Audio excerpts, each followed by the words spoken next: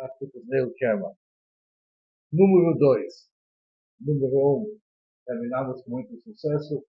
Agora é projeto número 2. E convidamos um amigo médico, um médico amigo, grande especialista, para ajudar o nosso treinamento. Alguém que tem muita experiência. Vamos ficar todos ouvidos. Está com uma palavra. Muito obrigado ao Rabino pelo convite, estar aqui com vocês.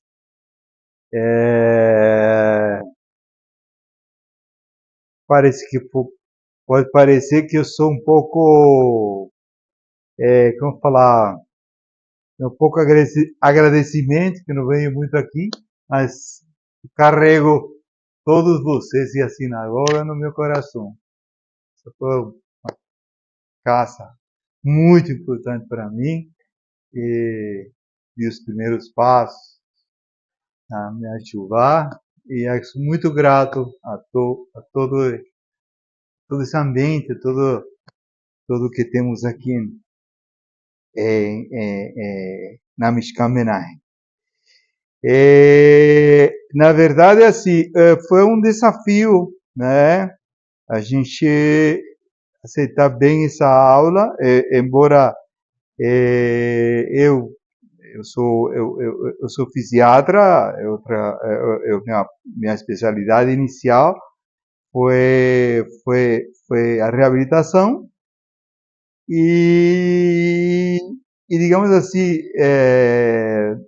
uma das coisas que eu depois caminhei foi pela área da neurofisiologia, e embora hoje eu trabalho com uma área que aparentemente não digamos assim, tão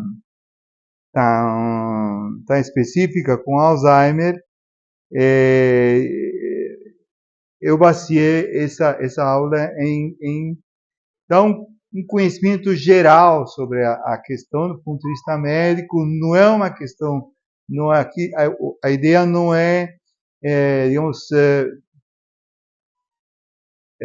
passar conceitos profundos de diagnóstico, então, assim, um conceito fundamental da fisiologia do cérebro e de como a gente pode intervir,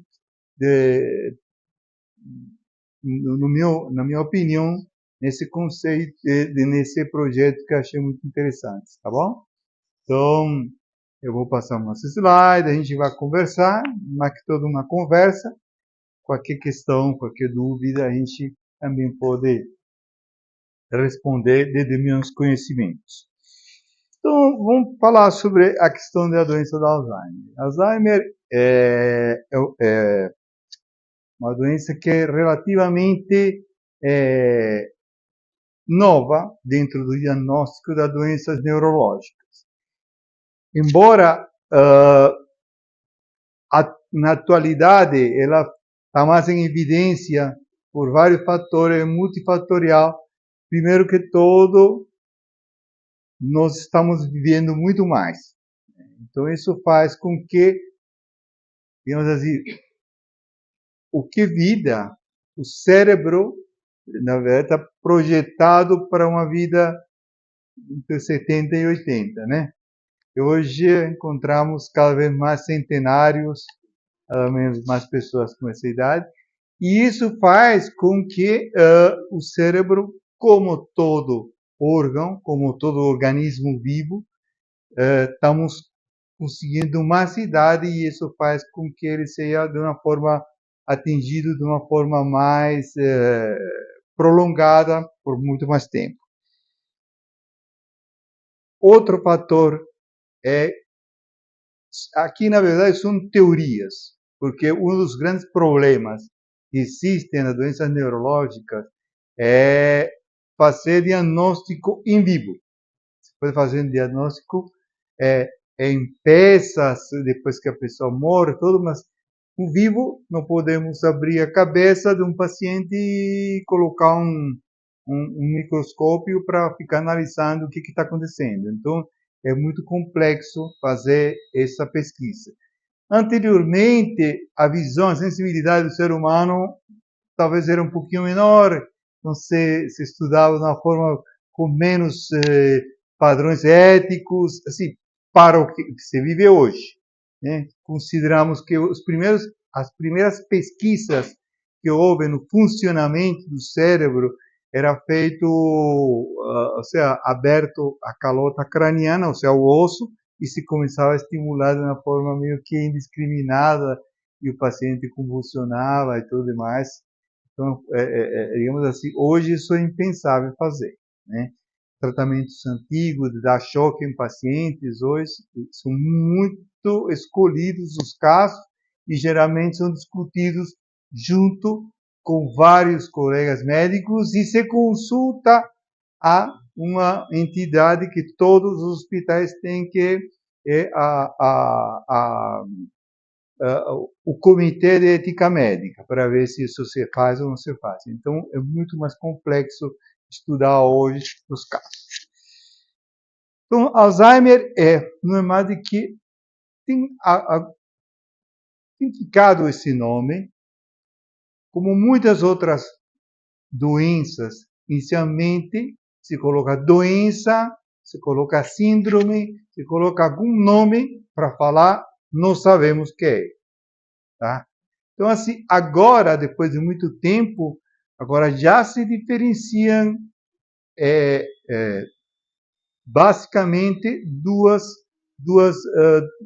doenças a grosso modo. Pode ser que com o tempo a gente comece a ver, já começam a pesquisar do ponto de vista genético e começa a descobrir algumas coisas a mais. Mas basicamente o que é?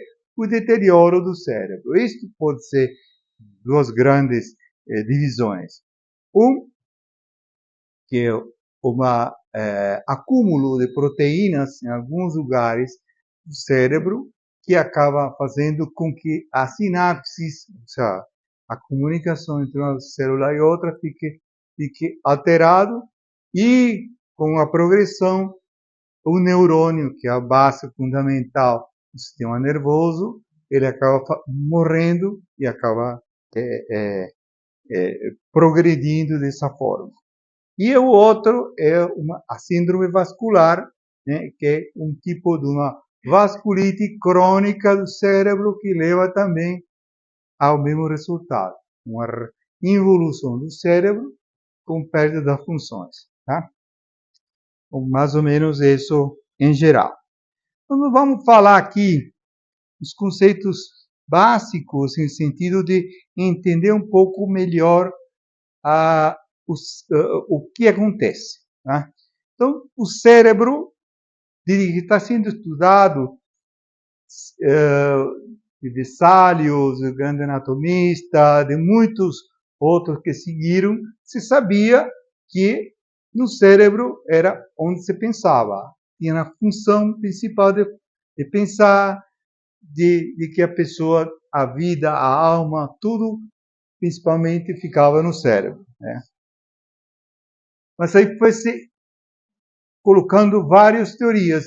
Principalmente o cérebro evolucionou muito o estudo do cérebro partindo de teorias. Né? E muitas dessas teorias se comprovaram posteriormente. E eu vou chegar nesse ponto aqui. Opa, não estamos passando nada? Desculpem que... Isso é um conceito extremamente importante, que, embora é de 1970, tem se modificado um pouco, mas ainda ele é válido. Tá? Então, assim, do ponto de vista filogenético, evolutivo, a gente tem grandes divisões, os três tipos digamos assim, de seres vivos grandes. Não vamos colocar dentro disso os micróbios, os insectos, não. Sino isto que se chama tronco cerebral, né? Basicamente, o tronco cerebral é o que mantém o ser vivo. Um ser que respira, come, foge, ataca para poder viver. É reptil. É o cérebro que se chama de reptiliano. Então, nós vamos ver quem que faz isso. As cobras, os jacarés, esse tipo de animal, né? Não se manifesta, às vezes muitas pessoas tentam encontrar um significado, mas não existe isso. Isso não existe. Eles fica porque ele quer comer. Inclusive, ou te ataca se se sente ameaçado. Então, há uma famosa história, né? Essas pessoas que gostam de ter esses pequenos pets, né? Que é um piton, né? E tinha na casa e ele começou a ver que tinha mudança de comportamento. E o que era? Ele tinha em casa e de repente ele encontrava o animal deitado do lado dela. Falou, olha que legal, ela está ficando com mais carinho meu e tal, não sei o quê. E ela chegou no veterinário por outro motivo e falou que ele tinha mudado esse comportamento. E que era uma coisa muito interessante, que falar que os animais, os reptis não tinham sentimento, que olha como ela dormia do lado dela. Falou, ela está dormindo do seu lado porque ela está calculando o tamanho seu para saber quando ela pode comer você. Isso que esse carinho que ela mostrava era para isso. Não existe em grandes rasgos essa parte emotiva deles. Aí depois nós passamos para isso que é o chamado do cérebro mamífero. Aqui o principal de tudo isso é o que mostra emoções. Então, isso que mostra que o animal, o cachorro, ele fica tão feliz quando ele é feliz, porque basicamente ele trabalha com essa parte do cérebro que é chamado de sistema límbico, tá? Então, o que temos aqui várias estruturas que elas funcionam com uma interconexão muito grande, né? E isso faz com que a gente manifeste emoções. Principalmente a gente fica feliz porque teve um triunfo, triste porque teve uma derrota. Essas emoções são basicamente processadas no sistema límbico. E aqui no sistema límbico, então, temos duas estruturas extremamente importantes. Que uma é a amígdala, que é essa verdinha que nós temos aqui, né? E a amígdala é muito importante que ela, digamos assim, é quando a gente perde o controle. A gente fica nervoso por alguma atitude, você age como? Você fala, agiu como um animal. Exatamente. É isso que aconteceu. A amígdala mandou a pessoa se sentiu agredida e foi e agrediu, a vezes não enxergou bem e uma entendeu uma coisa e disparou a amígdala. E a pessoa fica, digamos assim, uma questão agressiva, ou ao contrário, foge, né? Porque ela não, essa atitude é impensada, de atacar ou de fugir, né? E essa outra estrutura extremamente importante, que é o hipocampo. Essa estrutura, chamada hipocampo, hoje a gente já fica muito claro a importância dela. O que é o hipocampo? Dentro é como se fosse, o respeito de Hashem, é a memória RAM nossa. É aqui chega os impulsos do corpo, os impulsos visuais, tudo que a gente vive e todo chega aqui no hipocampo. Depois que chega aqui, que é a memória RAM, isso é filtrado e de uma certa maneira é importante, aqui depois passa para o sistema cortical, que depois a gente vai ver. Mas ele é importante para guardar lembranças, né? E se não é importante, se essa informação que chegou para nós e não a gente faz digamos, julga de uma maneira muito rápida. Você não pode ficar pensando se a cobra vai te picar ou não vai te picar, né? Aqui tem um contato entre o hipocampo e a amígdala. Então, aí você reage. Aqui é um curto-circuito. Você viu, você fugiu. E aí essa questão, muitas vezes as pessoas não conhecem e falam, não, essa pessoa é preconceituosa por isso, pelo outro. Não, não adianta. Se você vê que vem uma pessoa com uma faca, você vai sair correndo. Você não vai ficar pensando, vai discutir com ele a relação. Não, tem que sair correndo, porque é um perigo. E isso se administra aqui na amígdala. Tá? Então, voltando aqui à questão do hipocampo, quando a gente viveu a experiência, essa experiência vai passar para aqui, para essa outra parte do cérebro, chamada de neocórtex. É a parte mais evolutivamente mais nova que a gente tem. Então, isso faz uma conexão. Ela faz uma conexão, perdão, a parte posterior, a parte anterior.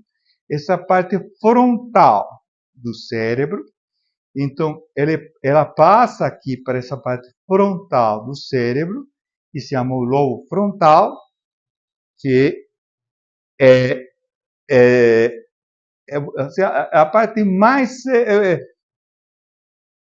no conceito fisiológico, a parte mais evoluída do cérebro.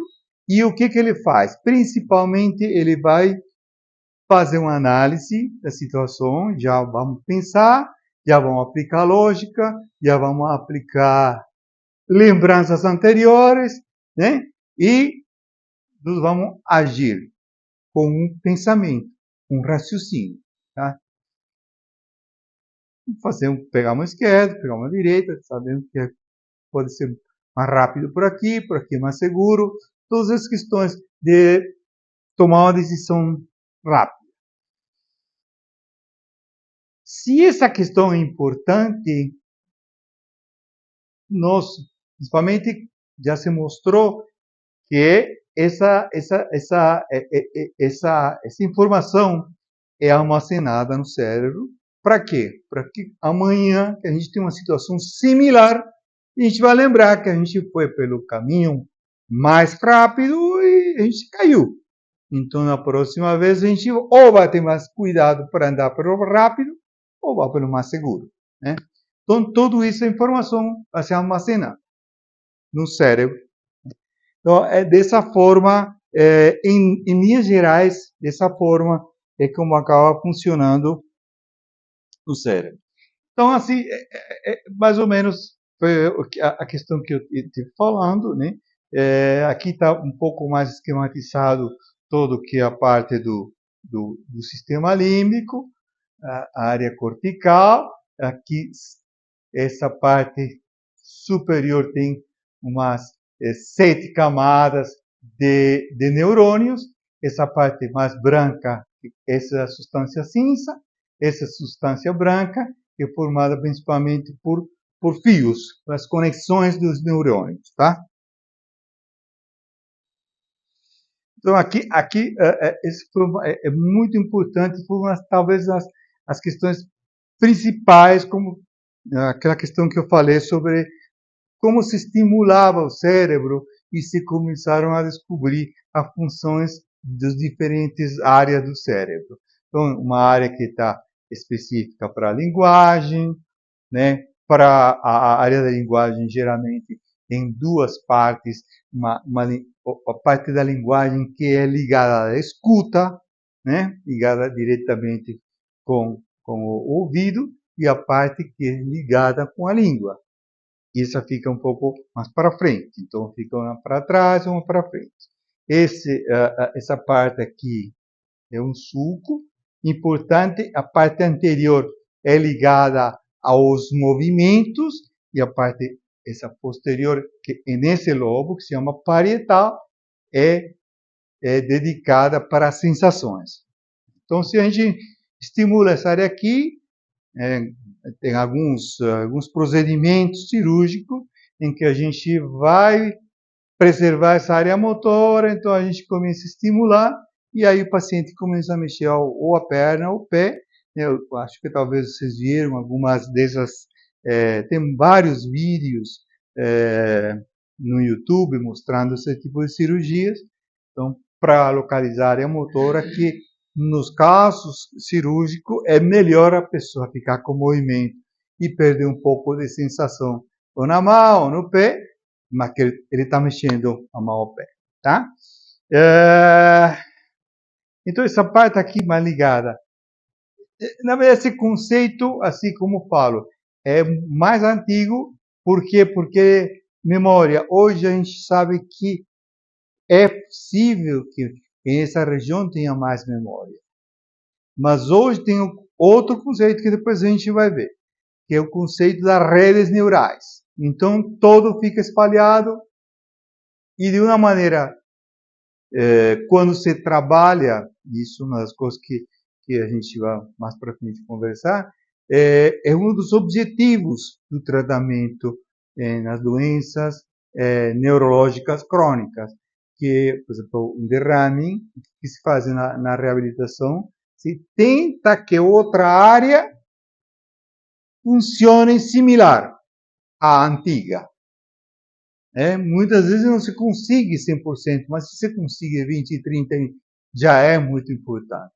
Uma pessoa que não tem movimento, uma pessoa que muitas vezes não tem, digamos, uma lógica apurada, porque uma lesão na região frontal, mas com o tempo ele vai aprendendo, porque outras áreas também começam a se desenvolver. Isso é o conceito de neuroplasticidade que a gente vai ver melhor. Então, assim, é justamente isso que eu falei. O cérebro, sabemos hoje que através da reabilitação, através de ensinar a que outra área consiga fazer essa função que uma área inicial perdeu, consiga-se ganhar alguma função disso aí, tá?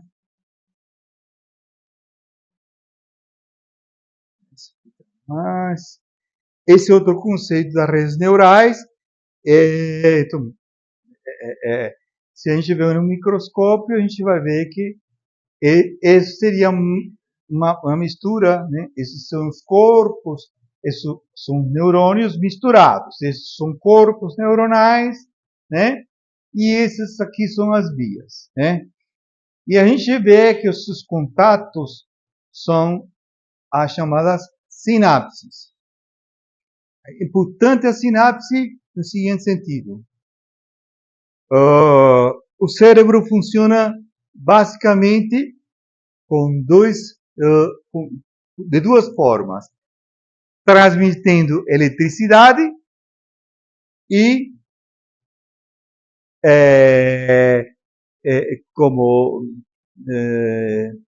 fazendo ou transmitindo substâncias que são os neurotransmissores.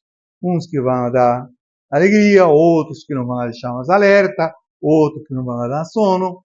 Então, dessa maneira, ele converte eletricidade em o que a gente mais precisa, ou não é o que mais precisa, se o cérebro não está funcionando adequadamente. Né? A gente está síndrome do pânico, então você fica com mais ansiedade. Você está com sonolência, aí você está produzindo mais triptofano, mais uma substância que é o que se produz para dar o sono. Né? Então, tudo isso a gente tem aqui um pequeno exemplo de como que funciona.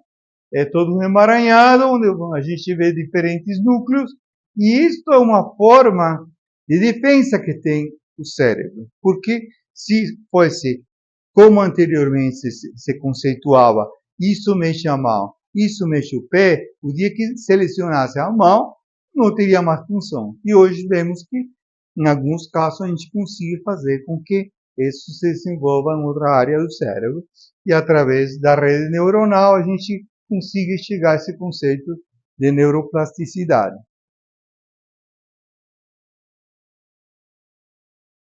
Então, ficou todo junto. Como o cérebro aprende, né? Então, já mais ou menos falei esse conceito. Então, eu só queria chamar a atenção para uma questão extremamente, assim,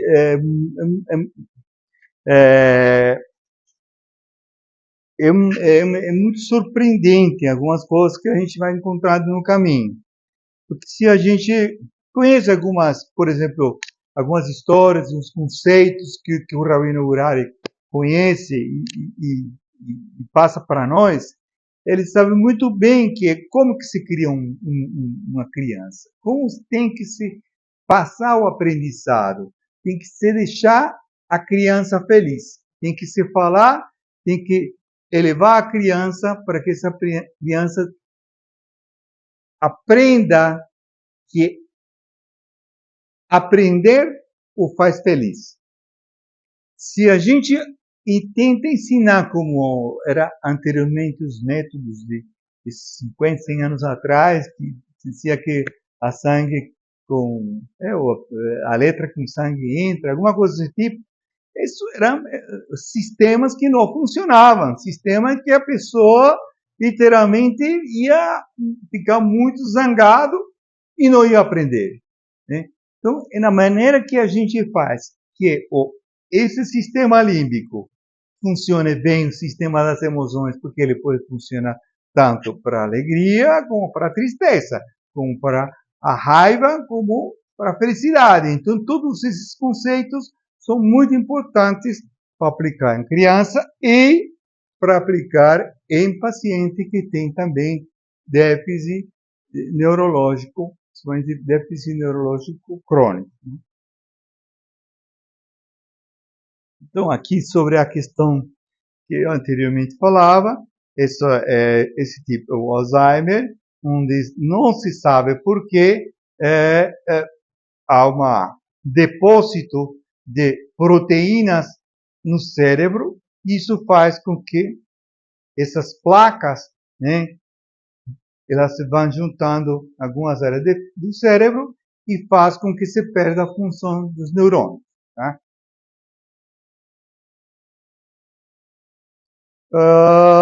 Então, essa parte já começa a se trabalhar sobre essa questão do gene 21 faz que, ou seja, há uma maior produção. Normalmente a gente tem esse gene, a gente tem uma certa quantidade de substância, mas que não é prejudicial. Mas quando ele aumenta essa substância, quando se deposita essa substância, por que isso acontece, a gente ainda não sabe muito bem. E aí, foi aqueles emaranhados biliares que, digamos assim, é o começo do que seria mais tarde uma placa. Então, já se consegue entender como é que é o processo. Primeiro com umas fibrinhas que depois vão virar placas.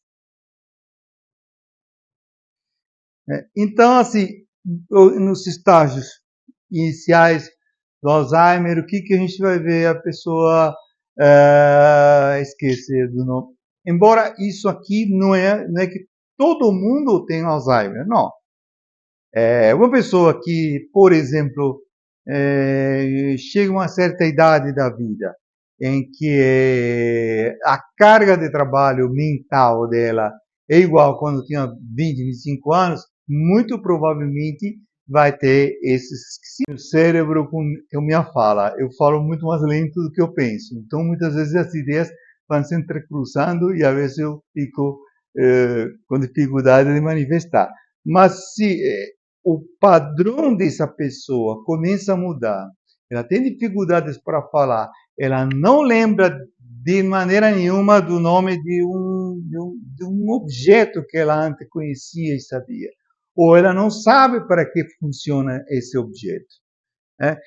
Muitas vezes, por exemplo, situações muito clássicas, fala, liga, desliga, e ela fica lá em frente do interruptor e não faz. Mas por que você não faz? Não sei. O que você quer que eu faça? Ela não consegue fazer a associação do interruptor com a luz. Né? Então, esses já são... Pois não.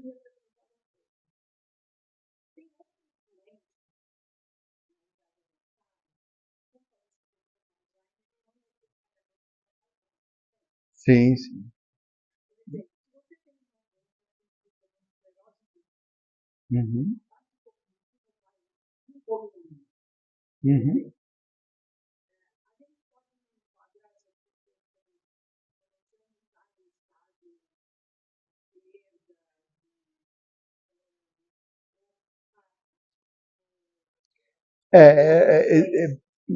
Por exemplo, é que assim, é, tem o processo evolutivo normal, né? É, que é um pouco de perda da função normal, né? E toda doença, um dos grandes problemas que tem o cérebro é que agora que nós estamos descobrindo que existe neuroplasticidade. Mas anteriormente se conceituava o seguinte: não regenera. Então, por exemplo, é muito comum, muito frequente, uma das questões mais... Olha, aqui o professor vai nos falar sobre tudo o que é circulação, ele sabe disso. É a questão circulatória. É típico, é clássico, e hoje nós vemos uma coisa muito clara, que, por exemplo, o tabagismo. As pessoas que fumam de uma forma intensa e frequente por muitos anos, está na cara. Como se diz, está na cara. Só você vê a cara dessas pessoas geralmente têm faces muito mais enrugadas. Por quê? Porque é um estímulo a longo prazo que a nicotina faz com que se reduza a circulação. E isso não é só na pele, que a gente vê mais na pele, mas no cérebro também funciona assim. Então, essas pessoas já têm um fator de risco a mais para ter, digamos assim, são dois diagnósticos, um diagnóstico diferente, a gente chama de diagnóstico diferencial. Porém, uma pessoa que já tem risco de ter Alzheimer, se ele fuma, esse risco vai aumentar. Por quê? Porque ele vai ter uma capacidade menor de limpar as placas, né? E assim, o cérebro, a gente não percebe, mas a gente vai perdendo funções. Não tem como não perder. Quando a gente tinha 20 anos, era uma coisa. Né? Às vezes a gente não fazia muitas coisas porque assim, o tempo de maturação dos diferentes áreas do cérebro é diferente. Por exemplo, a área pré-frontal, que, digamos assim, é o maestro do cérebro. Ele que decide a lógica, ele que decide as decisões mais importantes. A gente tem que lembrar de tudo e colocar todas as situações para a área pré-frontal decidir. É isso ou aquilo. Essa área só amadurece em torno dos 24 a 27 anos. Por isso, muitas vezes, se discute essa questão legal, né? Muitas pessoas não têm isso, essa maturidade para tomar a decisão. Quer dizer, é uma grande discussão na parte legal, se ele seguiu até os 40 anos com um aneurisma cerebral, e aos 40 anos estourou o aneurisma. E estava lá e estourou. Ele fica só com uma área lesionada. Ou ele teve um derrame e só aquela área é localizada. Essa área, a tendência é que não seja uma questão degenerativa. Agora, se a gente tem uma vasculite, como o tabaquismo, ou uma vasculite autoimune, assim, né? Aí a gente vai ver que a coisa é evolutiva. Né? Mas não é Alzheimer, que a Alzheimer anteriormente se dizia demência senil. Hoje se fala que é outra coisa, o Alzheimer é como falar, o depósito esses complexos de autoimune e que vão formar as placas e que é o que a gente acaba vendo na ressonância magnética. Então, os estágios já mais complicados, a gente vai ver. Isso, o grande problema que a gente tem, porque são coisas muito que se entremesclam na neuropsiquiatria, na neurofilosofia. Onde fica o eu? Ninguém sabe. Como a pessoa tem consciência? Como eu sei que eu era isso há um mês e agora eu sou isso? Ou há uns 5 anos, 10 anos? Como que a gente trouxe essa consciência de que a gente tem lembrança 6, 7 anos até agora? A gente sabe que somos nós, só que não somos nós. Porque há 6, 7 anos a gente ficava brincando, não tinha ideia do perigo das coisas, e agora nós já temos outra visão, quando a gente fazendo uma comparação absurda. Mas a gente pode ver que o risco a que nós nos sometemos quando tínhamos 22, 23 anos são muito diferentes agora que temos 60 anos. É uma abordagem, uma visão diferente. A consciência é diferente. Então, o que acontece no cérebro desde o ponto de vista fisiológico? Com certeza o Rabino Gurari tem resposta para essas perguntas nossas. Mas é muito complexo chegar a essa resposta. Né? Então, aqui aí começa a haver uma dissociação, nesse estágio 3, começa a haver uma dissociação da personalidade, começa a se ter menos noção, já começa a não se reconhecer uma pessoa a outra, se perde a noção de perigo, a pessoa se vê que abre o fogão e vai tomar banho e chega o filho e está tudo quase morrendo, e esse é um problema muito complexo que se perde em funções também sensoriais. A pessoa não sente que está aberta o gás. Então, a complexidade do Alzheimer é que ele pode atacar de diferentes maneiras. Não é, por exemplo, algumas doenças que são atrofia frontoparietal. A gente sabe o que é. O frontoparietal é aquele senhor, aquela senhora que, digamos assim, não tem mais análise do juízo, mas sabe que a lógica dela está perdida. Mas ela sabe, toma banho, faz uma coisa, outra, mas o que é análise complexo não tem, porque essa área do cérebro é ligada a isso, né? E depois já vem a fase terminal, que são mais as questões de a redução ao leito, e que a gente é muito difícil. Então, assim, justamente isso o que estamos falando agora, nos adiantamos que o Alzheimer, a doença, não são de graça. Não existe remédio de graça. Até a água em quantidades grandes, para quem tem um problema no rim, vai dar problema. Então, tudo que se usa, e principalmente doenças neurolépticos, enfermidades psiquiátricas, elas deixam pegada. E, com o longo do tempo, acabam dando degenerações, até perda de funções mais grossas, como o movimento. Mas isso é outra coisa, não é Alzheimer e não é doença vascular, né? Os tumores cerebrais, dependendo da área, elas também podem evoluir. A pessoa, se estou falando de tumores cerebrais benignos, os malignos é uma questão muito rápida, mas os benignos podem dar alterações desse tipo. A sequela da AVC também vai depender da área, né?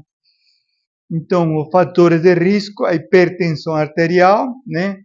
Diabetes, doenças autoimunes, como a senhora falou, da esclerose múltipla, né? O tabagismo, já falamos, alterações psiquiátricas discretas. Essa ligação não é muito clara, né? A neuropsiquiatria navega nisso. O que é doença e depois que evolui de uma forma que pode estar ligada à alteração psiquiátrica e no final ser uma alteração cada vez menos turgente, mais seco, não? E isso aqui é extremamente importante, a avaliação neuropsiquiátrica, que é uma coisa que a gente tem que tirar muitas vezes, a gente tem que tirar os preconceitos, né? Se sentando na avaliação neuropsiquiátrica para ver como estão as coisas, e a gente tem que ver, principalmente as doenças neurológicas, a gente tem que ver, tem que colocar muita espiritualidade, muita vontade de viver, muita alegria, porque se a gente não tem isso, mas se eu estou assim, aí entra fatores que está comprovado, que a tristeza, a depressão não vai, toda doença vai ser potencializada. Falamos anteriormente, isso é normal, redução dos neurônios, redução das sinapses, estresse vai fazer a longo prazo, faz com que isso sejam alterações mais importantes, né? Ter uma estimulação cerebral adequada e ficava assim, não era. Então, é isso aqui. Após o diagnóstico, isto que é extremamente importante. Falar é fácil, fazer é difícil. Primeira coisa que qualquer doença desenvolve o ser humano é a negação. Né? Então, assim, isso é um processo que eu quero que fique claro que isso aqui não é obrigatório. Né? Eu tenho o famoso paciente passarinho. Ele fica voando de galho em galho. Ele vai consultar 150 médicos até obter a resposta que ele quer. Você não tem nada. Ou isso aqui só remédio assim, sabe? Não sei o que, ou eu vou te curar, ou sei lá, qualquer coisa desse tipo. Então, a negação. Negação não é. Como vai ser? Eu vi no sequenzinho que teve isso, era muito pior. Então, eu sempre falo para o paciente, qual o melhor médico? O melhor médico é aquele que você confia e que não te defrauda. Porque se você confia, ele te defrauda, você tem que mudar ele. Então, essa fase de negação, tem paciente que não passa da fase da negação. Então, chega até o final negando as coisas. Bom, passo essa fase, realmente eu tenho isso. Vem uma fase extremamente difícil também, que é a revolta. Por que eu? Tanta gente ruim que existe, isso e outro, eu não acredito, e a Hashem me mandou isso, e eu nunca fiz mal a nada, e isso o que, vem toda aquela questão com a revolta, e o tempo vai correndo. Então, a gente fica mais nessa fase, e não se sobrepondo, fazer o que nós temos que fazer. Para isso que está. médicos, aí para isso que estão os terapeutas, para isso que está o grupo de voluntários, para isso que está tudo isso para fazer com que a doença seja menos dolorosa, seja mais seja tratada mais adequadamente. Aceitação, sim, tudo bem, bom, fazer o quê? Tenho, e agora eu tenho que fazer alguma coisa.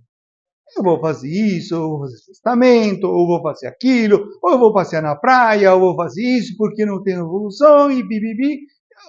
Aceitou, a vida vai começar a melhorar muito para ele. Tá? Retardo da evolução. Isto aqui, o tratamento, eu não tenho experiência em tratamento médico, não é minha praia, mas o que se usa hoje usam medicações para aumentar um tipo de transmissor que é a acetilcolina ou para reduzir o consumo dele e tentar fazer alguma coisa, mas não é nada efetivo nem nada comprovado. Né? E a reabilitação, que é o que a questão mais importante, que eu acho que onde nós podemos trabalhar melhor, e todo mundo é importante, desde o médico, desde os terapeutas, desde o familiar, desde o acompanhante, de tudo, tem que ter alguma condição adequada para essa reabilitação ir para frente. Né? Então, como falei, preservar os neurônios, essa linha gerais do tratamento, né? Preservar as sinapses e preservar os neurônios, tratamento dos sintomas cognitivos é complicado, mas a gente, como assim, não entregar os pontos, isso é fundamental. A pessoa tem que tentar fazer neuroplasticidade, né? Não tem mais, olha, eu dançava como agora eu não vou dançar, mas eu vou ouvir música. Né? Então, já aí a pessoa está mudando um hábito, provavelmente ele está fazendo com que o seu cérebro seja mais compatível com as reduções de função que ele está tendo. Então, isso é muito importante, essa questão das questões cognitivas. Não se mortificar porque eu fazia isso, agora não faço, um dia você viu, a gente não, é melhor não estar por aqui, tem todos aqueles pensamentos negativos que a gente tem que saber combater, né?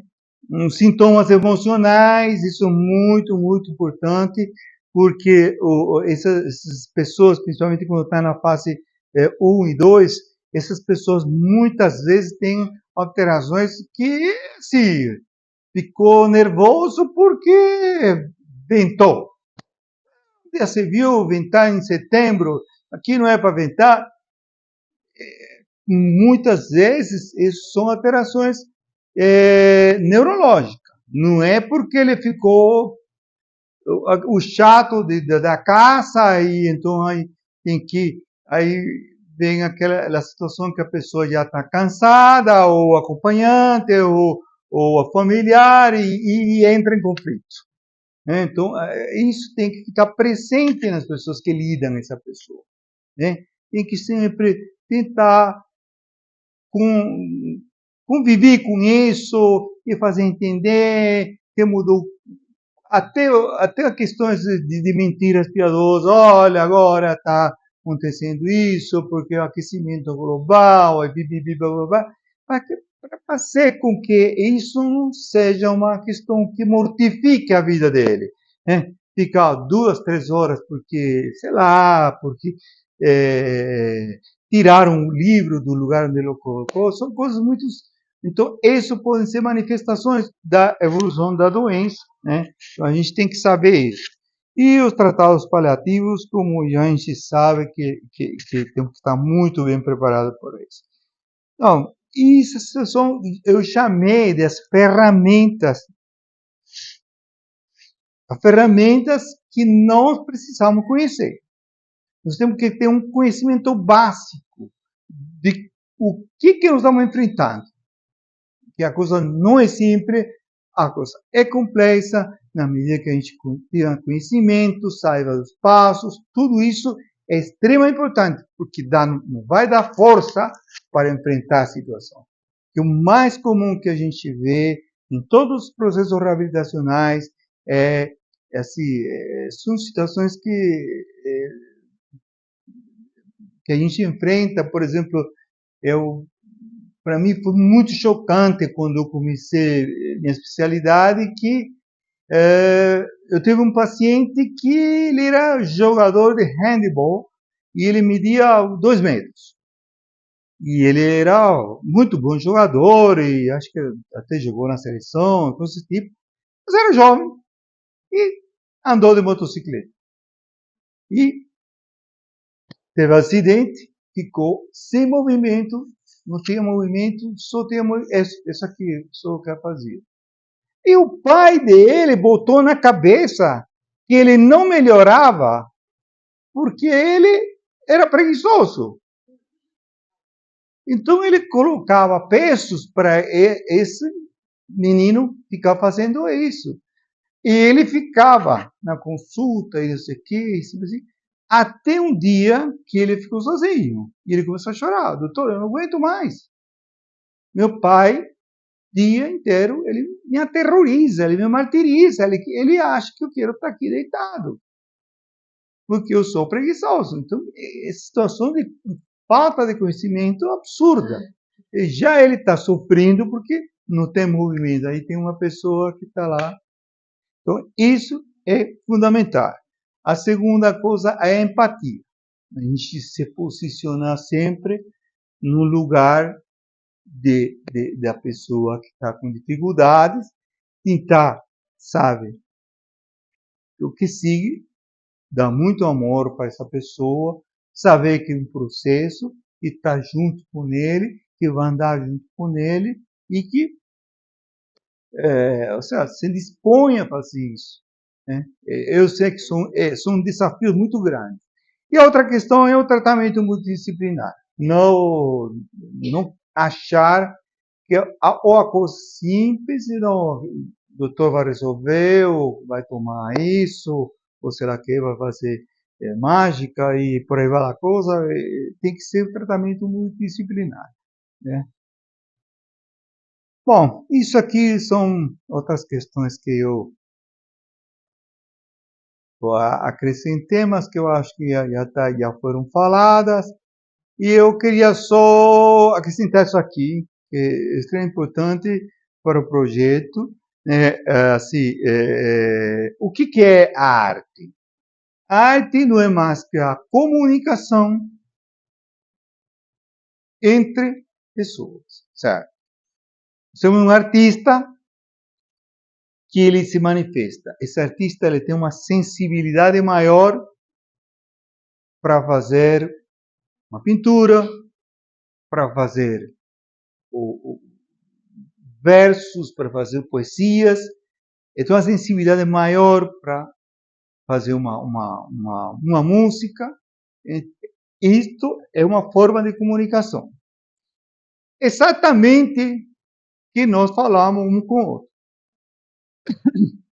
Como comunicação. Porém, o que diferencia o artista de um comunicador normal? Essa pessoa ela tem uma facilidade em colocar suas emoções no projeto que ele se manifesta.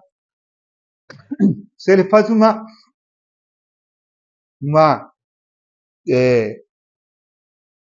ele comunga muito bem o seu sistema emocional, ele junta muito bem o seu sistema emocional, ele exprime bem essas suas emoções, ele joga essas emoções na obra de arte, e aí a gente vê a obra de arte. Só que assim, o espectador, o captador dessa comunicação, tem que ter uma sensibilidade similar para apreciar toda a beleza que tem essa obra de arte. Então, se quando a pessoa... obrigado.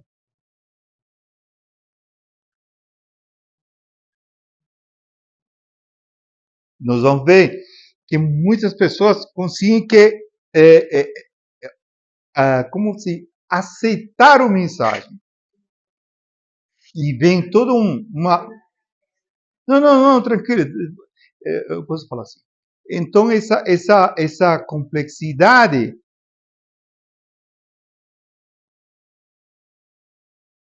da obra de arte, quem está recebendo a mensagem sabe, por exemplo, aquela obra que chama O Grito, que é uma obra que foi feita logo depois da Segunda Guerra Mundial e que é muito simples, é uma imagem de alguém gritando, mas toda a força dessa imagem, só tem que saber. Se é uma pessoa que nem sabe que existe a Segunda Guerra Mundial, fala, isso aqui é um boneco com a boca aberta.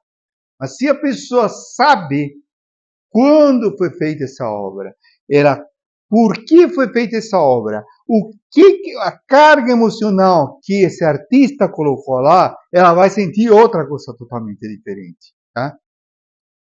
Por quê? Porque ele não está somente com a questão lógica, ele também está ativando o seu sistema emocional e captando esses pequenos detalhes, essas pequenas questões são extremamente importantes. E todo assim. Arte são, infelizmente, eu tenho uma teoria, meu pensamento, que não são só 5 órgãos do sentido. Provavelmente a gente tem mais, mas a gente não tem noção, não tem percepção. Por que eu, de vez em quando, falo, não gostei dessa pessoa? Então, esse tipo de, talvez, são sensações que a gente não consiga definir. Mas a mesma coisa, por exemplo, a manifestação de uma pessoa que é um chefe de cozinha e faz uma forma de comunicar. Eu fiz isso para aqui, para você experimentar. Aí você cheira, que gostoso, come, né? É uma manifestação. Quem faz um perfume é um artista, né? E te traz uma lembrança. Então, essas pessoas são artistas que conseguem exprimir seus pensamentos, conseguem fazer com que esses pensamentos se traduzam à lógica, né?